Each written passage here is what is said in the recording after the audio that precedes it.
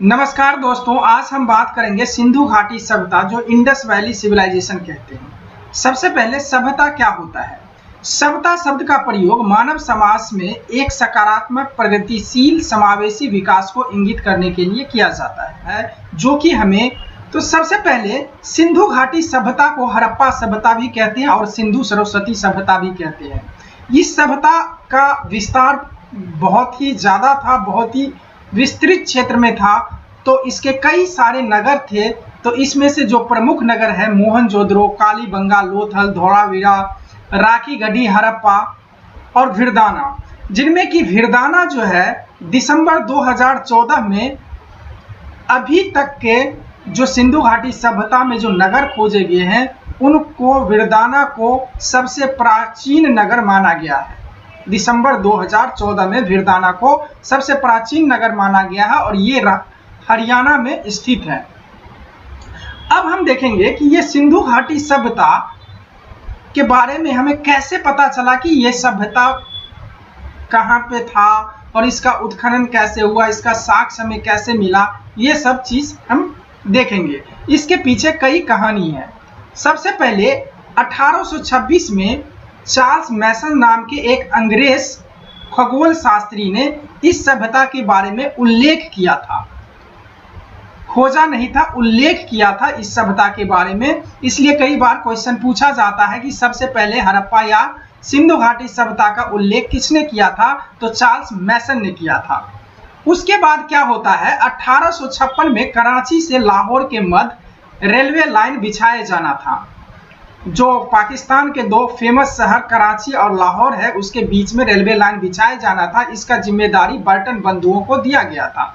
तो railway line पटरी के नीचे, जैसे कि आप जानते हैं, कुछ हार्ड मटेरियल्स की जरूरत पड़ती है, ईंट पत्थर जैसे कि। तो इसी के खोज में ये लोग क्या किए कि हड़प्पा के उस खंडर तक पहुंचते हैं जहां पे कई सारे ईंट पत्थर थे। तो ईंट पत्थर तो था ही था वहां पे, और कई सारे ऐसे साक्ष्य उन्हें मिला जो कि ये इंगित करता था कि ये जो जगह है ये बहुत ही पुराना जगह है। तो इसकी सूचना बर्टन बंधुओं ने सरकार तक पहुंचाई। उसके बाद क्या होता है, 1861 में अलेक्जेंडर कनिंघम के निर्देशन में भारतीय पुरातत्व विभाग की स्थापना होती है। उस समय जो वायसराय थे, जो लॉर्ड कैनिंग थे, उसके बाद वायसराय चेंज होता है, फिर लॉर्ड कर्जन बनता है।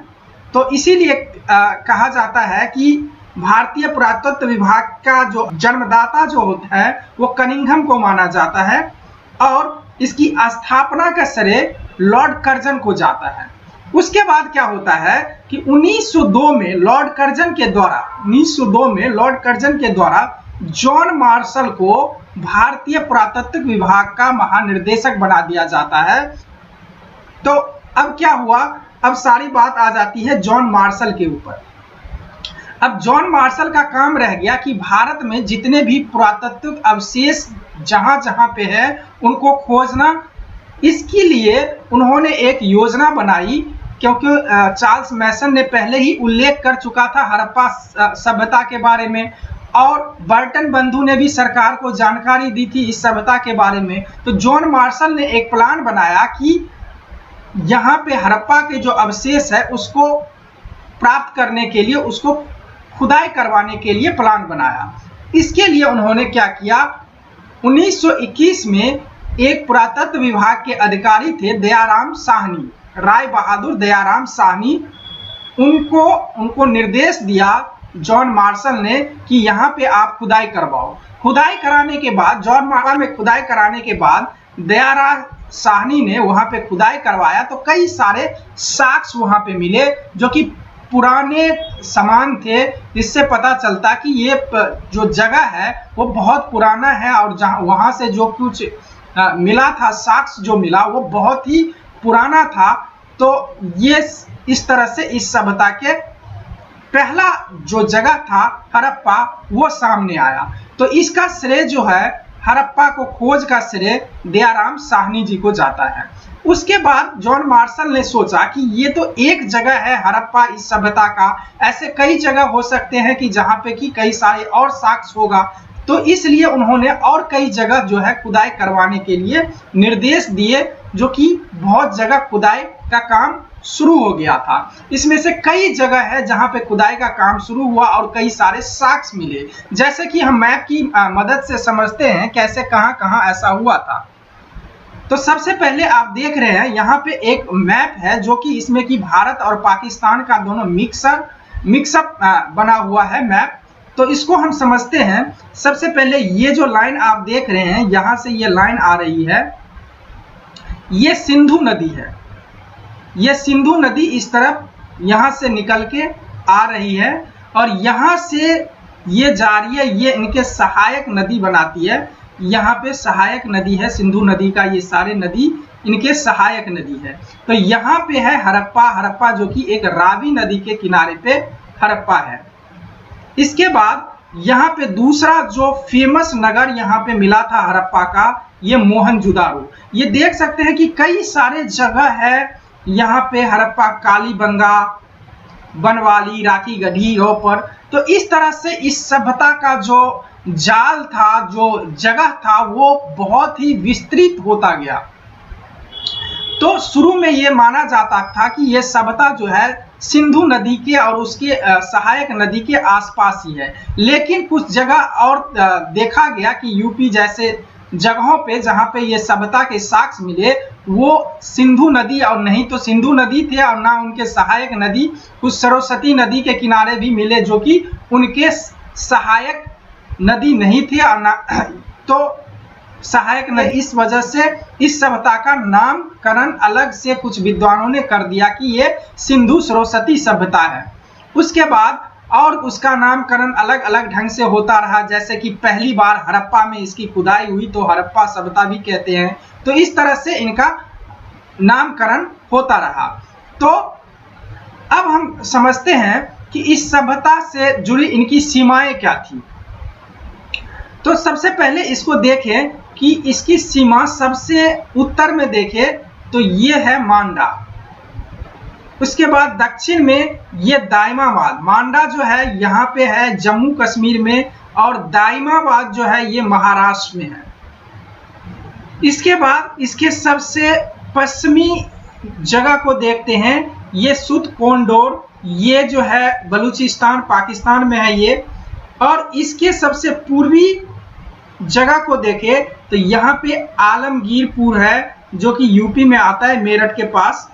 तो अगर हम इनको मिला देते हैं यहाँ से यहाँ और इसको यहाँ से यहाँ तक, तो देखते हैं यहाँ से यहाँ तक इसको इस तरह से हम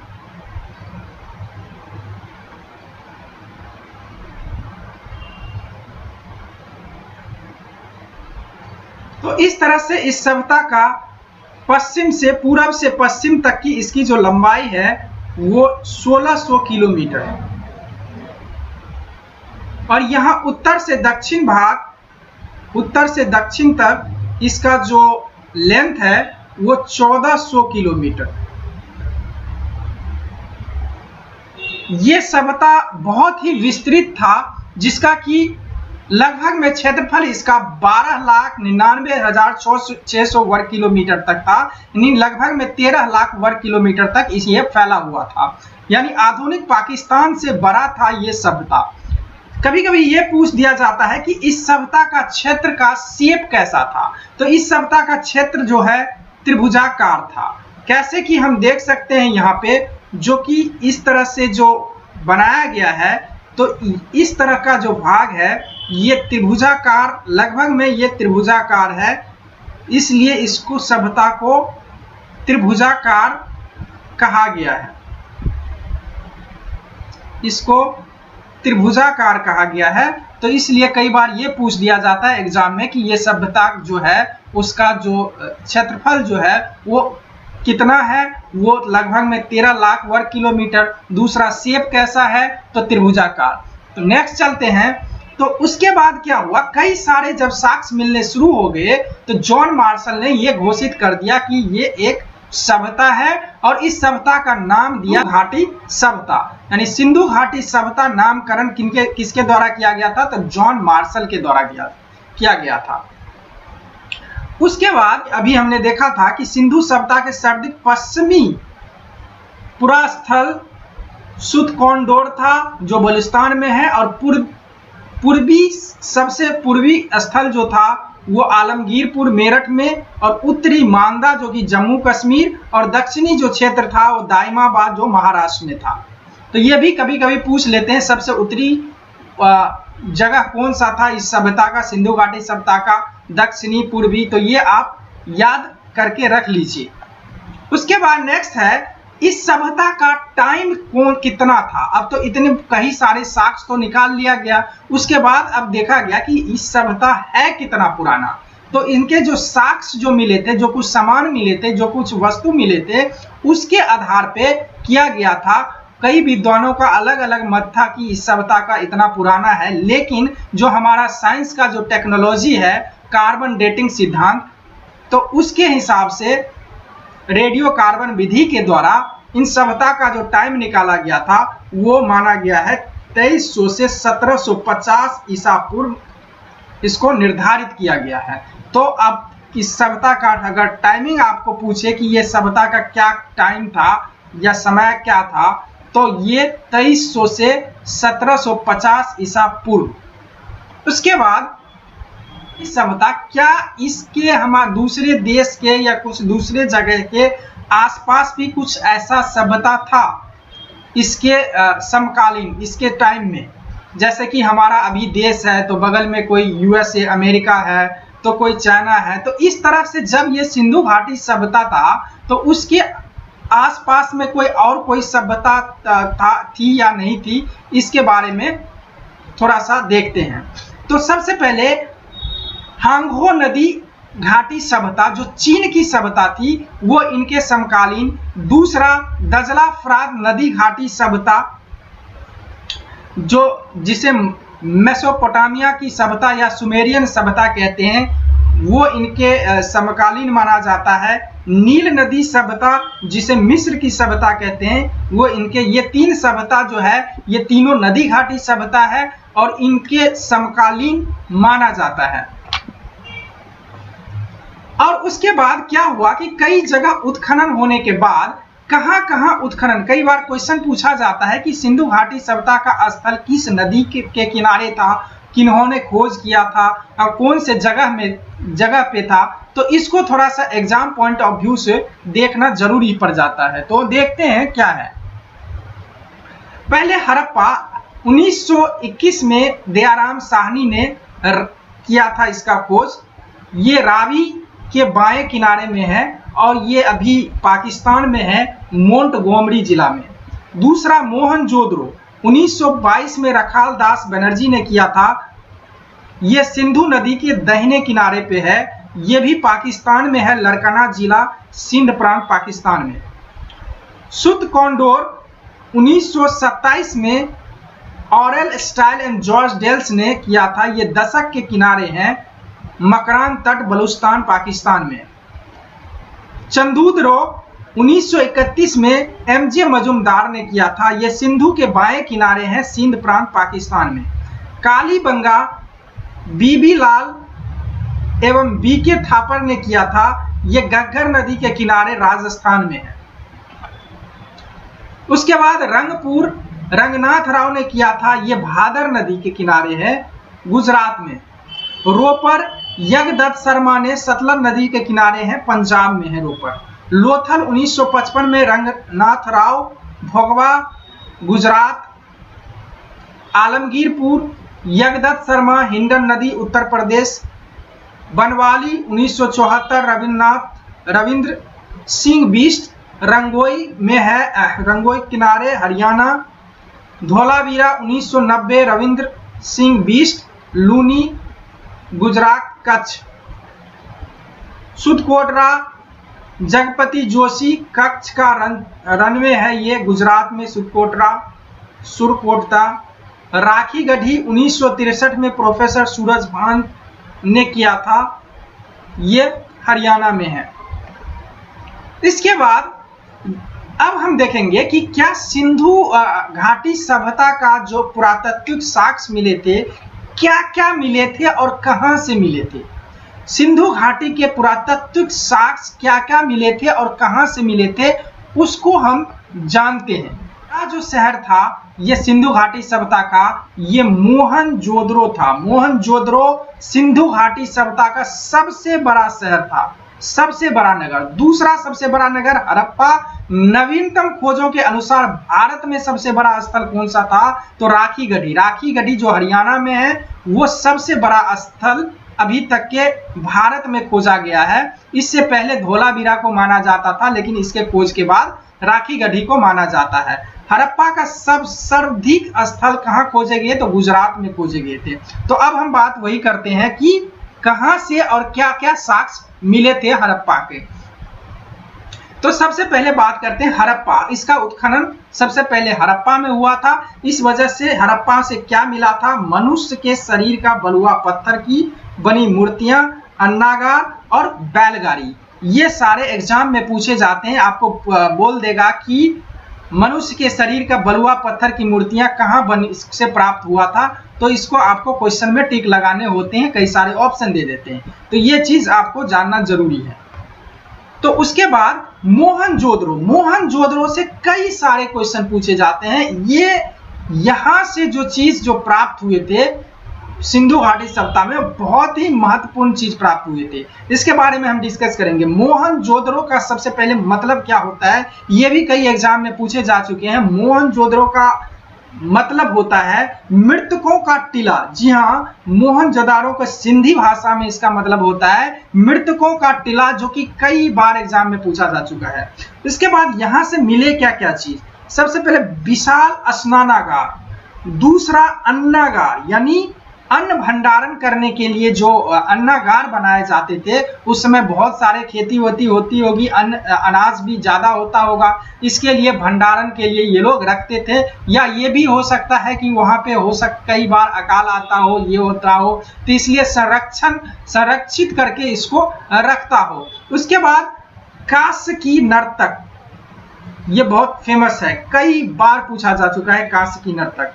पशुपति महादेव की मुहर, दाढ़ी वाले मनुष्य की पत्थर की मूर्तियां, बुने हुए कपड़े, ये सारे साक्ष्य मिले थे मोहनजोदड़ो से। और कई सारे साक्ष्य मिले थे, लेकिन वो फेमस है।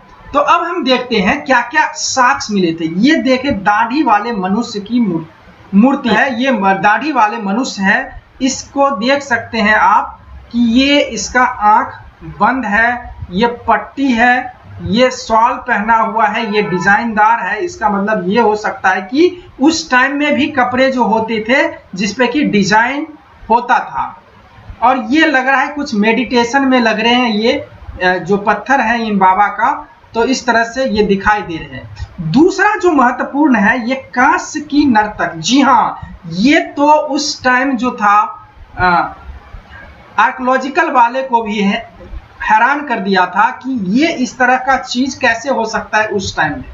जी हाँ, ये जो कांस्य का जो नर्तक मिला था, सबको यकीन ही नहीं हो रहा था कि ये उस टाइम की नर्तक है, क्योंकि कांस्य 1 2 3 4 नहीं, 4000 साल पहले की बात मैं बता रहा हूं कि उस टाइम में ऐसी टेक्नोलॉजी जो कि एक कांस्य का नर्तक बना ले, यानी मूर्ति बना ले कोई कांस्य का, तो इसका मतलब उस टाइम भी इनका साइंस एंड टेक्नोलॉजी जो है बहुत ही अच्छा था।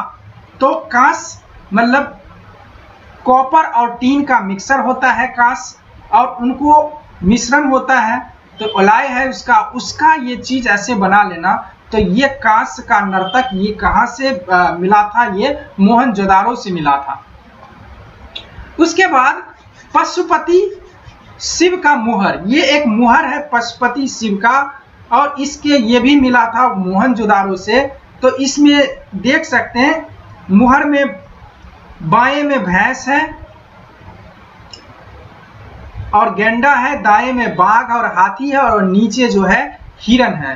तो ये साक्ष्य मिले। इसके बाद जो है एक स्नानागार, महास्नानागार कह सकते हैं इसको, जो कि मोहनजोदड़ो से मिला था। ये स्नानागार ये आप देख सकते हैं, यहाँ ये जो है ये स्नानागार, यहाँ पे भी सीढ़ी है और यहाँ पे भी 2 सीढ़ियां लगी हुई है। इसमें हो सकता है ये माना जाता है कि यहाँ पे स्नान करने के लिए किसी विशेष आयोजन में आते होंगे या ग्रुप में लोग स्नान करते होंगे। और यहाँ पे जो छोटे छोटे घर बना हुआ था, छोटे छोटे घर बना हुआ था, ये माना जाता है कि स्नान करने के बाद हो सकता है वो कपड़े उपड़े बदलने के लिए वहां जाते हो। तो इसका जो लंबाई चौड़ाई डायमेंशन जो है, इस विस्तार पूरब से पश्चिम 32.9 मीटर तथा दक्षिण उत्तर से दक्षिण जो है 54.86 मीटर है। इसके मध्य में स्थित स्नान कुंड जो कि 11.89 मीटर लंबा, 7.01 मीटर चौड़ा एवं 2.44 मीटर गहरा उत्तर और दक्षिण की ये लंबाई है और पूर्व पश्चिम ये है। 2 सीढ़ी जो है ये भी कभी कभार पूछा जा चुका है इसके बारे में। उत्तर सीढ़ी किस दिशा में है, उत्तर दक्षिण या पूर्व पश्चिम, इस तरह से सवाल पूछा जा सकता है। तो इसकी जो डायरेक्शन है ये पूर्व उत्तर दक्षिण है और ये पूर्व पश्चिम है। तो उसके बाद लोथल आता है। लोथल से भी कई सारे चीज साक्ष्य मिले हैं। लोथल से जो मिला है वो मुहर, भांड, वो कई सारे उपकरण मिले हैं, भवन एवं दुकानों के खंडहर, एक गोदीवारा, ये बहुत फेमस है। गोदीवारा कहाँ से मिला है? तो लोथल से। गोदीवारा बार बार पूछा, ये एक अन्नागार था गोदीवारा, ये पूछा जाता है। ईंटों से बना एक कृत्रिम बंदरगाह, एक बंदरगाह भी, यानी ये लोग व्यापार भी करते थे, इस वजह से इनके पास बंदरगाह था। तो ये कहां से मिला था? लोथल से। धान की खेती एवं चावल का भूसा, अग्नि वेदिकाओं के साक्ष्य, कब्रिस्तान में पुरुष महिलाओं को एक साथ गाड़ने के साक्ष्य, यानी युगल सावधान, यानी पुरुष महिला को एक साथ गाड़ने का जो साक्ष्य था वो लोथल से मिला था। अश्व का टेराकोटा नमूना, अश्व का टेराकोटा नमूना, अश्व का यानी घोड़े का, टेराकोटा मतलब क्या होता है? पके हुए मिट्टी का अश्व का बना एक नमूना, यानी घोड़ा बना था, वो मिट्टी का, जो पके हुए मिट्टी होते हैं उसका एक नमूना था। मनके बनाने के कारखाना, मनके बनाने के कारखाना, शंख के आभूषण निर्माण के साक्ष्य, ये सारे चीज लोथल से मिले थे। उसके बाद चंदूदरो, चंदूदरो ये भी बहुत ही फेमस है, जो कि साक्ष्य के कई बार पूछा जाता है। सिंधु नदी के किनारे, ये पाकिस्तान में है पहली। यहाँ पे जो महिलाओं के जो सामान होते हैं, लिपस्टिक, काजल, पाउडर, कंधे, ये सारे चीज जो है ये मिला था चंदूदरों से। तीसरा, बिल्ली का पीछा करती है कुत्ते का साक्ष्य, ये कई बार पूछा जा चुका है कि बिल्ली का पीछा करती है कुत्ते का साक्ष्य कहां से मिला है? तो ये चंदूदरों से मिला है। इसका बाद मनका बनाने के कारखाने यहाँ से बनी है, कांस्य की गाड़ी और वक्रकार ईंटे। वक्रकार ईंटे ये फेमस है कि एक विशेष तरह का ईंटे था जो कि चंदूदरों से मिला था। उसके बाद रोपर, रोपर से जो मिला है साक्ष्य, घोड़े की हड्डियां, ये पूछा जाता है घोड़े की हड्डियां कहां से? रोपर। और एक अनूठी प्रकार का कब्रगाह। रंगपुर, रंगपुर यहां से कच्ची ईंटों के सुरक्षा दुर्ग, कच्ची ईंटों के सुरक्षा दुर्ग, मिट्टी के चित्रित बर्तन, हड्डी एवं हाथी दांत के आभूषण, विशिष्ट नियोजित इमारतें, नासियों, चावल की भूसी, ये सारे चीज रंगपुर से मिले। बनवाली, बनवाली से भी जो तांबे का बना वानाग्रा व कुल्हाड़ी जो है वो कई बार पूछा जाता है। तांबे वानाग्रा जो है ये वर्ड एग्जाम में बहुत बार यूज किया गया है। ये कहां से मिला है? तो बनवाली से। हल्की आकृति का खिलौना, हल्की आकृति का खिलौना बनवाली से। पत्थर व ईंट के मकान, उन्नत किस्म के जौ, सड़कों पर बैलगाड़ी के निशान आदि जो है वो बनवाली से इस तरह के सामान मिले हैं। कालीबंगा, कालीबंगा से अग्नि वेदिकाएं, ऊंट की हड्डियां, लकड़ी का हल, ये सारे चीज कालीबंगा से मिला है। कालीबंगा का मतलब होता है काली चूड़ियां, काली चूड़ियां। और जो एक साक्ष्य मिले जुते हुए खेत के साक्ष्य, जुते हुए खेत के साक्ष्य,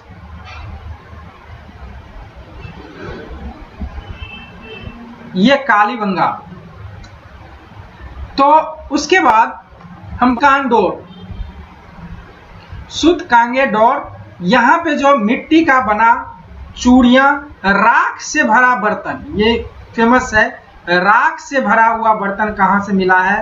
तांबे की कुल्हाड़ी, मनुष्य की हड्डियां, ये सारे शुद्ध कांडोर से मिला हुआ है। उसके बाद धौलावीरा, धौलावीरा का अर्थ है वीरों का कुआं, वीरों का कुआं धौलावीरा। यहां से जो दुर्ग भाग और मध्य भाग के बीच में भव्य इमारत के अवशेष, और दुर्ग भाग और मध्य भाग क्या होता है कि अब हम बाद में इसके डिस्कस करेंगे। इस पे चारों ओर दर्शकों के बैठने के लिए बनाई गई सीढ़ी नुमा संरचना, चारों ओर दर्शकों के लिए बैठने के लिए बनाई गई सीढ़ी नुमा संरचना। सूचना पट, ये जो सूचना पट जो था ये बहुत फेमस है, ये कई सारे एग्जाम में पूछा जा चुका है। सूचना पट कहां से मिला है? तो ये धौलावीरा। विभिन्न प्रकार के जलाशय और इनका जल निकासी का जो एक उन्नत किस्म था वो धौलावीरा से ही मिला है। यहाँ पे लकड़ी का कुछ इस तरह से जल निकासी की व्यवस्था करने के लिए नालियां वगैरह कुछ लकड़ी टाइप का बनाया गया था, जो कि बहुत ही उन्नत टाइप था, तो वो भी धौलावीरा से मिला था। तो इस तरह के चीज जो है, जो पुरातात्विक साक्ष्य जो है इस जगह से मिला था। उसके बाद क्या हुआ कि इस सारे साक्ष्य के ऊपर कई अध्ययन किया गया, स्टडी किया गया विशेषज्ञों के द्वारा। उसके बाद इस सभ्यता की विशेषता के बारे में बताई गई, ये सभ्यता किस तरह का था, इसकी क्या विशेषता थी। क्योंकि सारे के सारे जब साक्ष्य इकट्ठा कर लिया, पहले तो क्या था, खुदाई करवाया, साक्ष्य इकट्ठा किया और क्या क्या साक्ष्य मिला, उस साक्ष्य के ऊपर स्टडी किया, उसके बाद इस सभ्यता की विशेषता बताई। अब उस साक्ष्य के आधार पर इस सभ्यता की क्या विशेषता है वो हम देखते हैं। सबसे पहले दोस्तों कि इतिहास को उनके साक्ष्य के आधार पे 3 भाग में डिवाइड किया गया है। जी हाँ, साक्ष्य के आधार पे उनके 3 भागों में डिवाइड किया गया है। पहला पाक ऐतिहासिक और प्रागैतिहासिक काल यानी प्री हिस्टोरिकल एज, आद ऐतिहासिक काल यानी प्रोटो हिस्टोरिक एज, ऐतिहासिक काल यानी हिस्टोरिक एज।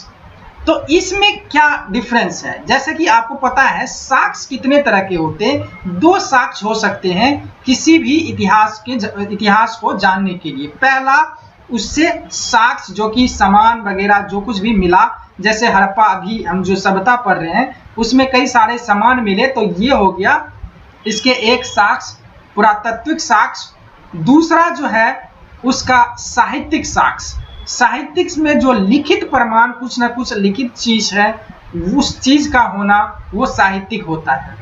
अब देखिए इस हिसाब से प्रागैतिहासिक काल क्या होता है, प्री हिस्टोरिकल एज, जिसमें कि साक्ष्य हो, साक्ष्य तो मिला था लेकिन उसका लिखित रूप में कुछ नहीं मिला, यानी उसका साहित्यिक स्रोत नहीं मिला। पुरातात्विक स्रोत तो मिला, साहित्यिक स्रोत नहीं मिला, उसको प्रागैतिहासिक काल कहते हैं, प्री हिस्टोरिकल एज। दूसरा आद ऐतिहासिक काल, इसमें क्या है कि हमारे पास पुरातात्विक साक्ष्य भी मिला और साहित्यिक साक्ष्य या लिखित भी मिला, लेकिन इसके जो लिखित चीज थे, जो साहित्यिक स्रोत थे, उसको अभी तक पढ़ा नहीं गया है, यानी किसी के द्वारा पढ़ा नहीं गया है। तो हड़प्पा में भी ऐसा हुआ, हड़प्पा वासी वो लिखना जानते थे, लेकिन वो जो लिखित चीज जो बरामद हुई थी पुरातत्व विभाग, पुरातत्व को विभाग को, तो उसको पढ़ा नहीं जा सका। इस वजह से इसको आदि ऐतिहासिक काल कहते हैं। और ऐतिहासिक काल जिनके की दोनों स्रोत हो, साक्ष्य भी हो और उसके साहित्यिक हो और साहित्यिक को हम पढ़ सके, वो होता है ऐतिहासिक काल, जहाँ पे लिखित रूप से कुछ ना कुछ साक्ष्य होना चाहिए, उसको पढ़े जाने योग्य होना चाहिए, उसको ऐतिहासिक काल कहते हैं। तो सिंधु घाटी सभ्यता किस तरह की सभ्यता है? आदि ऐतिहासिक काल, ये इसका विषय है, आदि ऐतिहासिक काल। ये पूछा जा सकता है और कई बार पूछा भी गया है कि सिंधु घाटी सभ्यता आदि ऐतिहासिक काल का सभ्यता माना गया है। उसके बाद सभ्यता का जो है नगर निर्माण में जो साक्ष्य मिले हैं, नगर निर्माण का जो योजना था इसका बहुत ही महत्वपूर्ण था। ये लोग जो है घर जो बनाए थे, कंस्ट्रक्शन जो इनका था वो बहुत ही महत्वपूर्ण था। जैसे कि आधुनिक टाइम के जो बड़े बड़े शहर होते हैं उस तरह के ये स्मार्ट सिटी बनाए हुए थे, वो किस तरह से देखते हैं।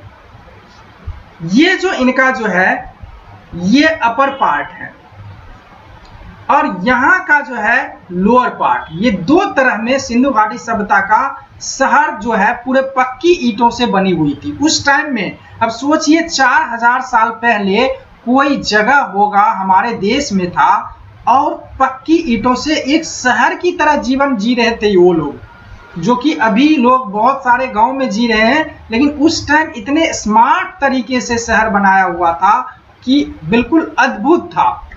तो इसकी शहर की क्या संरचना थी? सुयोजित ढंग से बनाया था।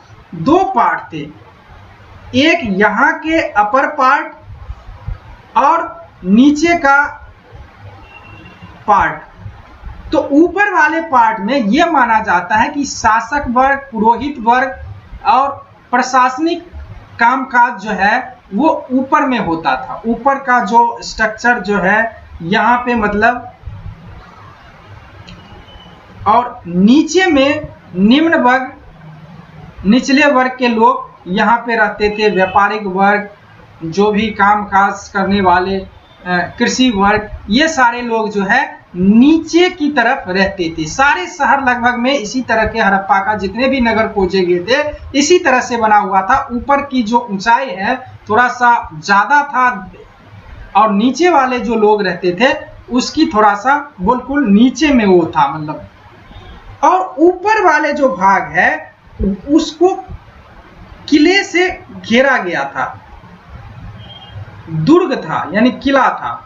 जैसे लाल किला घिरा हुआ है चारों तरफ से ऊंची ऊंची दीवारों से, उसी तरह से जो अपर वर्ग जहां रहते थे, ऊंच जगह, जो ऊंचा जगह था उसको किले से घिरा हुआ था। शायद हो सकता है कि उनको सिक्योरिटी पर्पस के वजह से या बाढ़ के वजह से, किसी भी तरह से, इसके वजह से उन्होंने ऐसा किया था।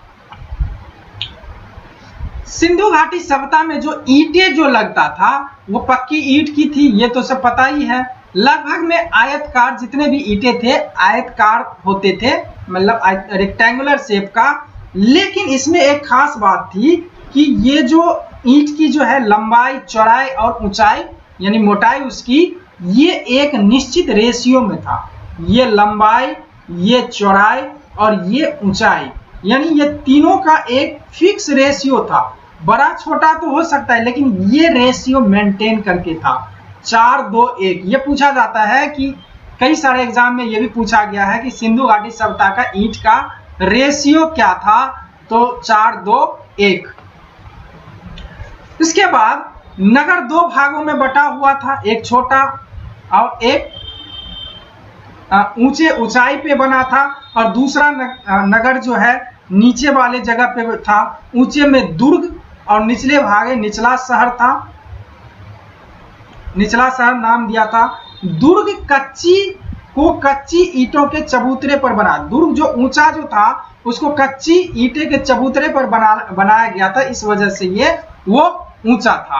और एक विशेषता यह है कि नगर की जो पश्चिमी टीले का संभवतः सुरक्षा हेतु दुर्ग का निर्माण हुआ था। उस सुरक्षा हेतु ये बनाया गया था, जो कि पहले ही हम डिस्कस कर चुके हैं। जैसे हम पहले पढ़ चुके हैं कि नगर के पश्चिमी टीले पर सुरक्षा हेतु दुर्ग बनाया हुआ था। जो शहर थे दो भागों में, पश्चिमी और पूर्वी में। तो पश्चिमी में ऊंचाई पर था, उसमें दुर्ग था, मतलब घेरा हुआ था। इसको दो भाग है,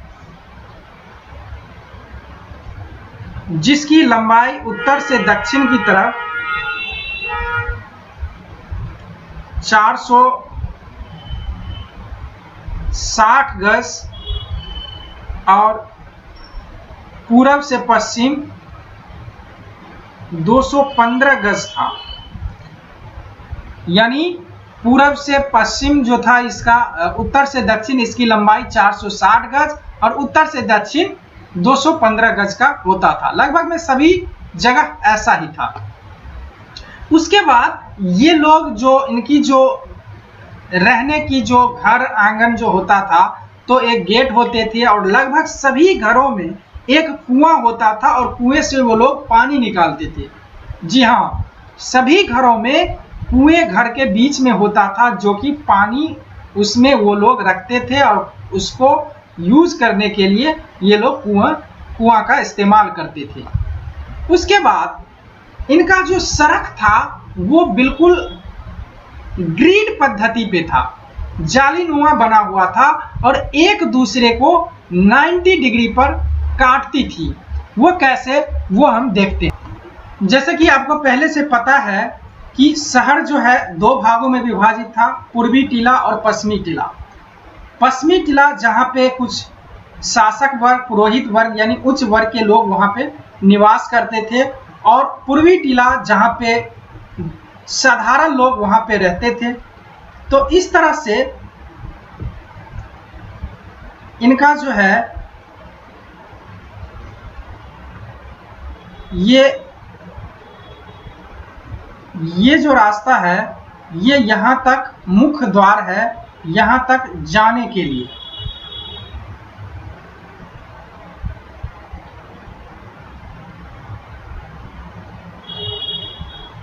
इनके पास जाने के लिए ये इनका मुख्य द्वार है। यहाँ पे ये सड़क बिल्कुल सीधी, बिल्कुल चौड़ा सड़क था, बिल्कुल ये चौड़ी सड़क।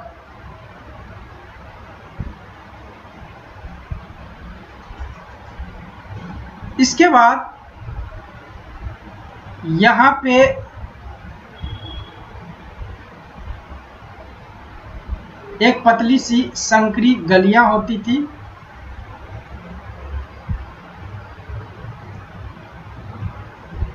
और ये इनके घर होते थे, अलग अलग घर। फिर यहाँ से जो ये सड़क इस तरफ जाता था, जो कि ये थोड़ी सी चौड़ी थी, ये बहुत ज़्यादा चौड़ा, ये इससे थोड़ा सा कम। इसके बाद ये घर, ये घर।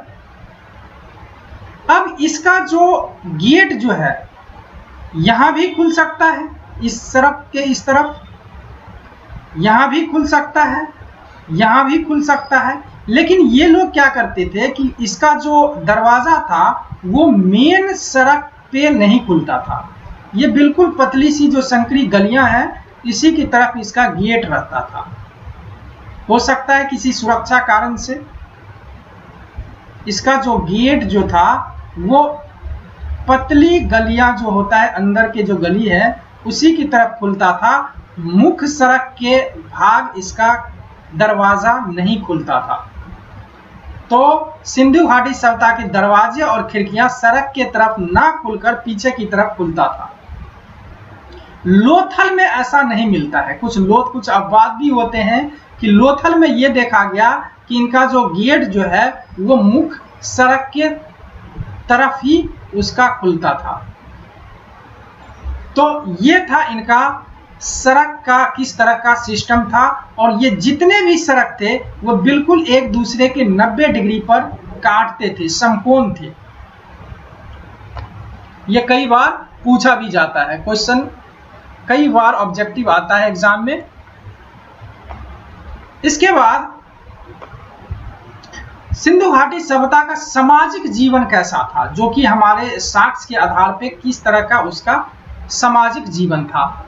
तो भोजन में, खाना पीना में वो लोग मांसाहारी भी थे और शाकाहारी, दोनों तरह के भोजन करते थे। गेहूं और जौ जो था, इनका मुख्य फसल जो था वो गेहूं और जौ था। ये कई बार एग्जाम में पूछा जाता है।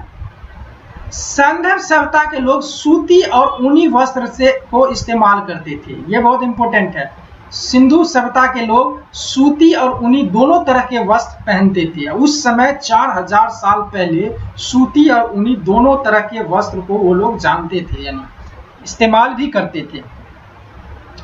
सिंधु घाटी सभ्यता के लोग आभूषण का भी यूज करते थे, यानी सिंधुवासी आभूषण में सोना, देखिए सोना, चांदी, तांबा, इन सब धातुओं का आभूषण वो लोग इस्तेमाल करते थे। और कई सारे कीमती पत्थर, अभी हम लोग सोना चांदी का आभूषण यूज करते थे, आज से 4000 साल पहले ये लोग सोना चांदी का आभूषण यूज करते थे और कीमती पत्थर का ये इस्तेमाल करते थे। ये कुछ जो है म्यूजियम में रखा हुआ है, उसका कुछ पिक है हमारे पास। उसके बाद मनोरंजन के लिए ये लोग क्या करते कि मछली पकड़ना, शिकार करना, चौपर या पासा खेलना। पासिया जो अभी जो हम यूज करते हैं वो उस समय भी यूज करते थे ये लोग, यानी 4000 साल पहले ये लोग इस पासे का यूज करते थे। उसके बाद वस्त्र, सौंदर्य प्रसाधन और आभूषण का यूज करते थे। ऊन और कपास हेतु प्रयुक्त तकलियां भी प्राप्त हुई है। लोगों द्वारा सिंदूर व सुरमे का काजल भी मिला है, जो कि साक्ष्य में जो मिला है, इसका मतलब वो लोग इस्तेमाल करते होंगे, इसका प्रयोग करते होंगे। आभूषण के रूप में मनके से निर्मित हार, जो कि हम देखें ताबीज आदि, जो ताबीज पहनते हैं वो उस समय भी इसका यूज करते थे वो लोग। यहाँ तक कि वो मरने के बाद मृतकों को भी आभूषण के साथ दफनाया जाता था। जी हाँ, सिंधु घाटी सभ्यता के लोग जो मर जाते थे उसको भी आभूषण पहना के उनको दफनाया जाता था। उद्योग धंधे इन लोगों का क्या, कई सारे व्यवसाय थे, जैसे कि जो साक्ष्य हमें मिला, कई चीज देखे, जैसे कि नर्तक की मूर्तियां, यानी ये लोग जो थे ये मेटल वर्किंग काम में जो धातु का जो सामान बनता था उसमें भी एक्सपर्ट थे। कई सारे मिट्टी के बर्तन मिले, वो लोग इस सब में भी एक्सपर्ट थे, तो इनका भी काम करते होंगे। वस्त्र भी पहनते थे और वस्त्र का इस्तेमाल करते थे, इसका मतलब वस्त्र का उद्योग भी इनके वहां होता था। इसका व्यवसाय बिल्कुल उन्नत अवस्था में थी, जो कि उस समय जो हो सकता है कि जैसे कि हम बताया कि वहाँ का उस समय भी जो है उसके समकालीन कुछ और सभ्यताएं थी, उनके बीच में जो व्यापार करते थे ये लोग, तो ये लोग, इसका उद्योग धंधा भी बहुत अच्छा था। सिंधु घाटी सभ्यता में लोग तांबा, सोना, चांदी, सीसा, टीन आदि धातुओं का प्रयोग करते थे। जैसे कांसे की जो मूर्ति बनी थी, नर्तक की मूर्ति, वो कांसे की बनी थी, जो कि टीन और तांबा से बना होता है। सोना चांदी के आभूषण, सीसा भी प्राप्त हुआ है। कुछ पुरातत्वविदों द्वारा ये माना गया है कि पहली बार चांदी का जो प्रयोग है वो सिंधु सभ्यता में ही किया गया था, और सबसे पहले तांबे का भी प्रयोग किया गया था। उसके बाद शवों का संस्कार कैसे करते थे ये लोग, जैसे कि आप देख सकते हैं कि यहाँ पे एक शव है वो मिला हुआ था, उसके पास कुछ ये लोग सामान रख देते थे मरने के बाद। पहले तो अभी बताया था कि उसको जो अगर महिलाएं होती थी तो उसको भी श्रृंगार करके गहने पहनाया जाता था, और जो भी लोग होते थे उनको कुछ ऐसे सामान रख दिया जाता था। ये मानते थे कि उनको जरूरत पड़ेगी तो इस सामान को उनको जहाँ पे दफनाया जाता था वहाँ पे उनके लिए रख दिया जाता था। इनमें शवों को जलाया भी जाता था कुछ जगह, और कुछ जगह दफनाया भी जाता था। शवों को जलाने और गाड़ने की दोनों तरह की प्रथाएं थी। हड़प्पा में शवों को दफनाया जाता था, जबकि मोहनजोदड़ो में सबको जलाने की प्रथा थी। लोथल और कालीबंगा में काफी युग्म समाधि मिला है, यानी जोड़े लोगों को स्त्री पुरुष यानी एक साथ दफन किया गया था, उसकी भी प्रूफ मिला है। इसका मतलब सती प्रथा का अनुमान लगाया जा सकता है। और उत्तर से दक्षिण दिशा में सबको दफनाया जाता था। सबको दफनाने की जो प्रथा थी वो उत्तर से दक्षिण दिशा में। इसके बाद इनका जो आर्थिक जीवन जो था, सिंधु घाटी सभ्यता का आर्थिक जीवन क्या था? कृषि, पशुपालन, व्यापार तथा उद्योग, ये सारे चीज थे इनके पास। कृषि भी करते थे, खेती बाड़ी भी करते थे, पशुपालन, पशु भी पालते थे, व्यापार भी करते थे, उद्योग था ही इनका बिल्कुल। ये लोग बहुत ही एक्सपर्ट थे। जैसे कि आप देख सकते हैं कि इतने बड़े बड़े बिल्डिंग बनाते थे ये लोग, यानी ईंट बनाना, यानी कंस्ट्रक्शन में, यानी सिविल इंजीनियरिंग में ये लोग काफ़ी एक्सपर्ट थे। इतने अच्छे तरह से नाली का डिजाइन करना घरों तक, तो ये इनका जो है इस तरह का जो एक्सपर्ट थे ये लोग। यानी उस टाइम में भी नाली का डिजाइन करना, पानी जो निकलता था, जैसे कि अभी के शहर में सीवर सिस्टम जो था, वो उस टाइम 4000 साल पहले सिंधु घाटी सभ्यता में इस तरह का सिस्टम था। इनका मुख्य पेशा कृषि था। कृषि के साथ पशुपालन भी इनका मुख्य आधार था। गेहूं और जौ की खेती इनका मेन था। सूती वस्त्रों का अवशेष से पता चलता है कि कपास की खेती इन लोगों ने सबसे पहले किया था। और अनाज बहुत ज्यादा होता था, इसलिए ये अन्नागार का जो हमें अवशेष मिला है, ये लोग यहाँ पे अनाज को संरक्षित करके रखते थे। और ये माना जाता है कि ये लोग जो व्यापार करते थे, सोना जो है कहाँ से? अफगानिस्तान, ईरान और दक्षिण भारत से, और तांबे का जो है खेतरी, राजस्थान, बलूचिस्तान से लेते थे। टीन ईरान, अफगानिस्तान, कीमती पत्थर बलूचिस्तान, राजस्थान से, चांदी ईरान, मेसोपोटामिया से, फिरोजा ईरान से, लाजवर्द मनी, बख्त खांस, सेल खरी ईरान से। इस तरह के ये लोग व्यापार करते थे, अलग अलग जगह से ये लोग लाते थे ये चीज। वजन, यानी व्यापार करते थे तो वजन, यहाँ पे एक तराजू भी मिला था, तो और कई सारे बाट भी मिले थे तौलने वाला। तो ये बाट का भी एक बहुत इंपॉर्टेंट सिस्टम था इनका, कि जितने भी थे ये 16 के गुणज में थे, 16 के मल्टीपल में सारे इनके बाट थे।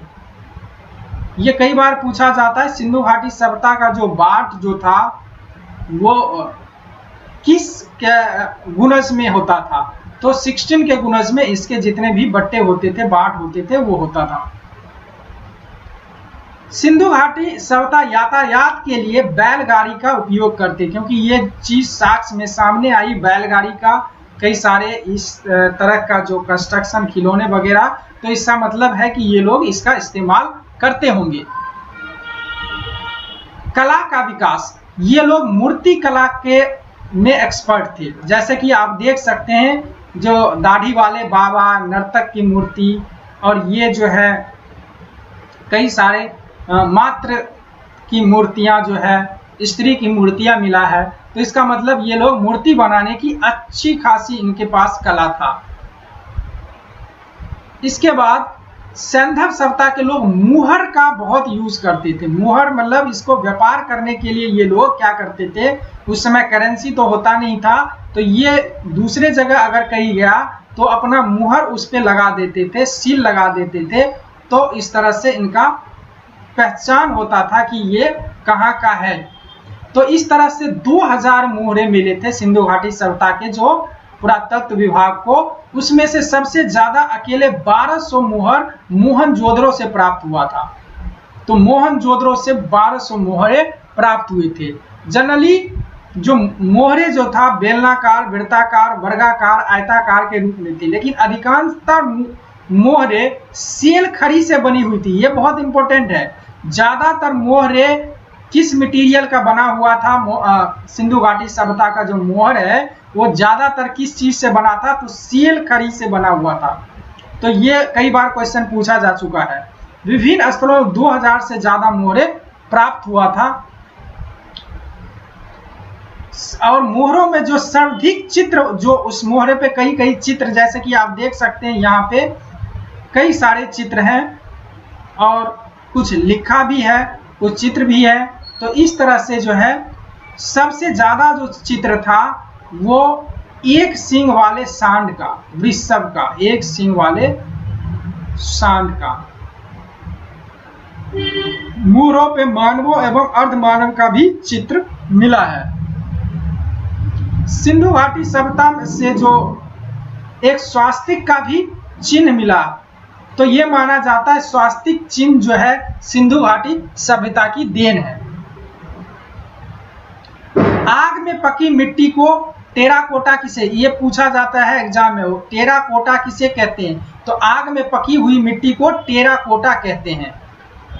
तो टेराकोटा से बना कई सारे खिलौने मिले हैं, ये देख सकते हैं आग में पकी मिट्टी होता है और इससे ये खिलौने कई सारे बने हुए हैं। तो टेराकोटा का कई सारे जो है सामान खिलौने मिले हैं।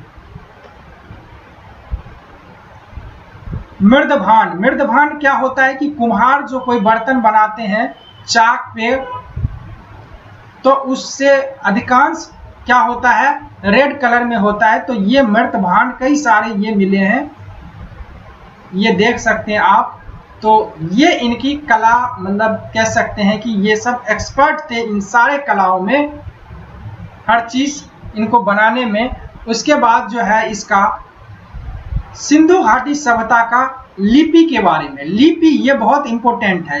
जैसे कि आपको पता है कि सिंधु घाटी सभ्यता आदि ऐतिहासिक काल माना गया है, लेकिन क्या इसका मतलब ये हुआ कि पुरातात्विक साक्ष्य तो पूरा मिला हुआ है इसके पास और साहित्यिक साक्ष्य भी है, यानी वो लिपि जानते थे, लिखना जानते थे, लेकिन इनके लिपि को पढ़ा नहीं जा सका है। ये देख सकते हैं कुछ इस तरह से लिखावट थी सिंधु घाटी सभ्यता में, ये चित्र के माध्यम से लिखते थे। यानी सिंधु घाटी सभ्यता का जो लिपि था वो भाव चित्रात्मक था, जिसमें कि कई सारे चिन्ह देख सकते हैं, चिड़िया की, मछली की, मानव कृति आदि। ये सिंधु घाटी सभ्यता का लिपि था। यह लिपि जो है दाएं से बाईं ओर लिखी जाती थी, लिपि दाएं से बाईं ओर लिखी जाती थी सिंधु घाटी सभ्यता की लिपि।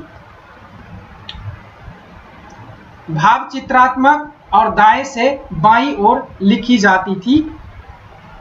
लिपि सिंधु घाटी सभ्यता का लगभग 64 मूल चिन्ह एवं 250 से 400 तक अक्षर हैं, जो कि सील खड़ी की आयतकार मोहरों, तांबों की गुटकियों आदि से मिले हैं। यह लिपि भाव चित्रात्मक थी। लिपि का सबसे ज्यादा प्रचलित चिन्ह मछली का, जी हाँ, मछली का जो चिन्ह था वो सबसे ज्यादा प्रचलित, जो कि जितने भी जो चिन्ह हमें प्राप्त हुए हैं, यानी 400 तक अक्षर, मूल तो 64 मूल चिन्ह और 400 के लगभग में अक्षर मिले हैं, क्योंकि मोहरे जो 2000 प्राप्त हुआ है सिंधु घाटी सभ्यता से, उससे अलग अलग चित्र जो उसके लिपि का जो मिला है, अक्षर जो मिला, लगभग 4000 अक्षर मिले, लेकिन इनको पढ़ा नहीं जा सका है। ये भाव चित्रात्मक था और बाएं से दाईं ओर लिखे जाने वाली, दाईं से बाईं ओर लिखे जाने वाली ये लिपि। उसके बाद इनका धार्मिक जीवन कैसा था सिंधु घाटी सभ्यता के लोगों का, ये किस पे बिलीव करते थे। तो सिंधु घाटी सभ्यता का मातृ देवी को वो ज्यादा पूजते थे, प्राकृतिक देवी जिसको मातृ देवी कहते हैं। तो कई सारे जो साक्ष्य मिले, जैसे कि स्त्री की कई सारी मूर्तियां, किसी को पूजा करते हुए कई इस तरह से मिले हैं। तो ये इंडिकेट करता है कि ये मात्र सत्तात्मक इसका जो टाइम था वो माता को प्रधानता दी गई थी। तो मात्र सत्तात्मक सिंधु घाटी सभ्यता है। तो इसमें वृक्ष की पूजा प्रचलित था, पीपल को पवित्र पेड़ माना जाता था। सिंधु घाटी सभ्यता के लोग पशुओं को पूजते थे, उनमें प्रमुख कुबर वाला सांड जो था ये प्रमुख था। ये पूछा जाता है कि प्रमुख जो है पूजे जाने वाले में कौन से प्रमुख है, तो कुबर वाला सांड प्रमुख माना जाता था। और मात्र देवी को वो लोग पूजते थे। और पशुपति, जी हाँ, मोहनजोदाड़ो से पशुपति शिव, पशुपति का जो ये स्ट्रक्चर जो एक मुहर मिला है, इससे पता लगाया जा सकता है, इससे कहा जा सकता है कि ये लोग इस तरह के ये शिव जो थे, पशुपति शिव, इनको ये लोग पूजते थे। तो ये थे सिंधु घाटी सभ्यता का विशेषता। और ये कह सकते हैं और कुछ विशेषता में ये सभ्यता कांस्य युगीन सभ्यता था, क्योंकि उस समय कांस्य का प्रचलन था, कांस्य की खोज हो चुकी थी। दूसरा, ये सभ्यता किस तरह का सभ्यता, इस यहाँ पे लोहे का उस टाइम कई बार ये पूछा जाता है कि लोहे का इस सभ्यता में इस्तेमाल हुआ था या नहीं, तो बिल्कुल नहीं हुआ था। ये सभ्यता बिल्कुल शांति प्रिय थे, क्योंकि इसमें कोई ज्यादा ऐसा हथियार वाला चीज बरामद नहीं हुआ साक्ष्य के रूप में, तो इसलिए कह सकते हैं कि ये जगह जो सभ्यता थी वो एक शांति प्रिय सभ्यता थी। तो इस तरह का सभ्यता। और दूसरी इसकी जो है हम बात करते हैं राजनीतिक जीवन। तो इतना बड़ा क्षेत्र फैला हुआ था, इतने उसके नगर थे, तो हो सकता है ये अनुमान लगाया जाता है कि यहाँ पे कोई ना कोई ऐसा व्यक्ति होगा जो कि जिसके हाथ में यहाँ का सत्ता होगा, जिनमें कि हंटर के अनुसार ये कहा जाता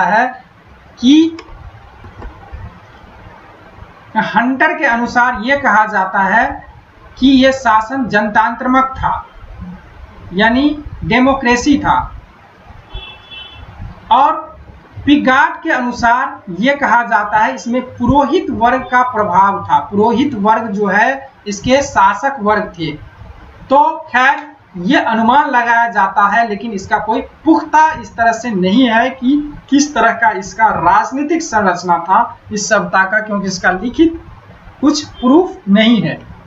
इसके बाद ये बात होती है कि ये सभ्यता का अंत कैसे होता है। कई सारे इतिहासकार का अलग अलग अपना मत है, जिनमें कि प्रमुख बात है कि जलवायु परिवर्तन हो सकता है, कि जलवायु परिवर्तन हो गया हो, बाढ़, तूफान, सुनामी, कुछ भी हो सकता है, भूकंप आया हो। तो इस तरह से अनुमान लगाया जा सकता है, यानी बाढ़ का, भूकंप का, या जलवायु परिवर्तन का, या सामाजिक ढांचे में बिखराव, तो कुछ भी इसका भी अनुमान ही लगाया जाता है कि लगता है अभी तक कोई प्रूफ नहीं मिला कि इस सभ्यता का किस तरह से विघटन हुआ था। तो आज के लिए बस इतना ही सिंधु घाटी सभ्यता के बारे में ये पूरी जानकारी थी।